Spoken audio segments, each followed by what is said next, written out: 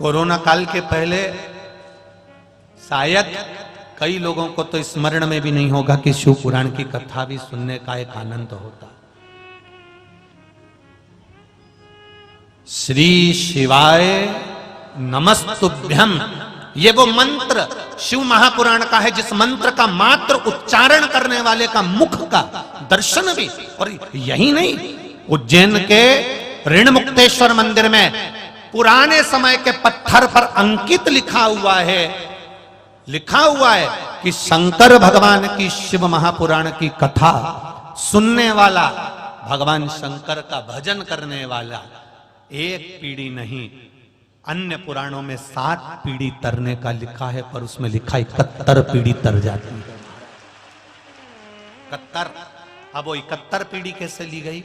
जब आप कथा सुनकर जाते हो, पत्नी ने सुनी तो उसके मायके में और उसके ससुराल में, पति ने श्रवण करा तो गाड़ी चलाकर जितने रास्ते से जाता है और उसका मुख जितनों ने देखा है उतने, कोई गर्भ में मर गया, कोई अधोगति में मर गया, कोई कुंवारी अवस्था में मर गया, कोई किसी कारण से मर गया, बहुत अभिलाषा थी उसके बाद भी बीमारी से मर गया, उन जीवों के कल्याण के लिए ये शिव पुराण है।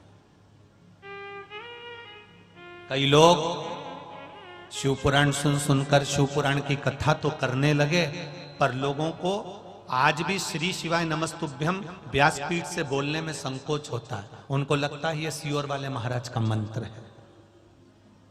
भले वो व्यासपीठ से बैठकर शिव पुराण की कथा कर रहे हैं, भले उनने शिव पुराण चालू कर दी देख पढ़कर, पर उनको श्री शिवाय नमस्तुभ्यम उनकी गादी से बोलने में ये संकोच होता है कि सियोर वाले महाराज का कोई मंत्र नहीं है। उसका तो केवल एक ही निवेदन है कि इस मंत्र को शिव महापुराण आप गीता प्रेस गोरखपुर की खोलिए, उसको पढ़ना चालू करो, उसमें आपको अपने आप मिल जाएगा कि श्री शिवाय नमस्तुभ्यम का लाभ क्या है।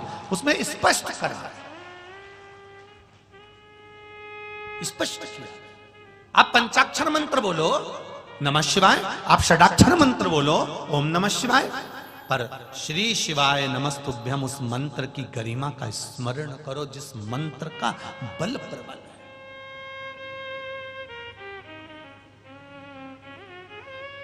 मेरा आप सबसे भी निवेदन है, आपके घर में आप जब फिर ही रहे हो, आपको लगे कि आज मैं बड़ी दुखी हूं, थोड़ी देर बैठ लिए, कोई पास में शिव जी का ओटला हो, शंकर का मंदिर हो, तुम्हारा जब मन करे एक लोटा पानी लेकर घर में से लेकर जाना।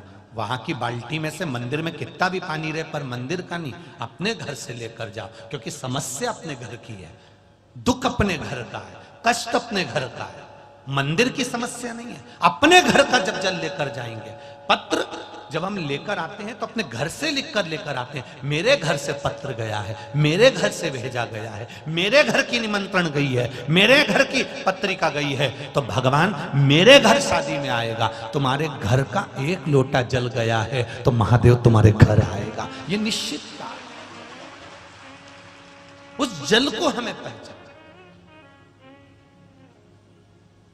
अपने घर से इतना भी जल लेकर गए हो, थोड़ा भी लेकर। मैं बड़ा धन्यवाद देना चाहूंगा आजकल के पुरुषों को, आजकल के भाइयों को और नवयुवक बेटों को। नवयुवक बेटे भले जीन्स पहन रहे हैं, भले टी शर्ट पहन रहे हैं, भले दुकान पर जाते हैं, ऑफिस में जाते हैं, पर ऐसे नवयुवक सर्विस करने वालों को, नौकरी करने वालों को और ड्यूटी करने वालों को और दुकान धंधा व्यापार करने वाले बेटों को, नवयुवक बेटों को धन्यवाद दूंगा, जो अपने घर से पानी की एक बोतल साथ में लेकर जाते हैं और मंदिर में रुककर उसी बोतल से पानी चढ़ाकर भगवान देवाधिदेव महादेव को चले जाते हैं। धन्यवाद आपको, बहुत बहुत धन्यवाद, बहुत बहुत। गुरुजी घर से पानी ले जाते हैं, लोटा तो मंदिर में रहता ही है गुरुदेव, हम उसमें डाल लेते हैं और शिव जी को चढ़ा देते हैं। कई बार लोटा नहीं मिलता तो हम बोतल से ही भगवान शंकर को पानी चढ़ा जाते हैं। हमने भी उनसे कहा कोई बात नहीं, भगवान भी सोचेगा हरिद्वार गया था तो गंगा जी की बोतल भर लाया था, इसलिए देवाधिदेव महादेव को चढ़ाने आया। ये तो समझने वाला समझेगा, ये उसके ऊपर, ये उसके विश्वास पर।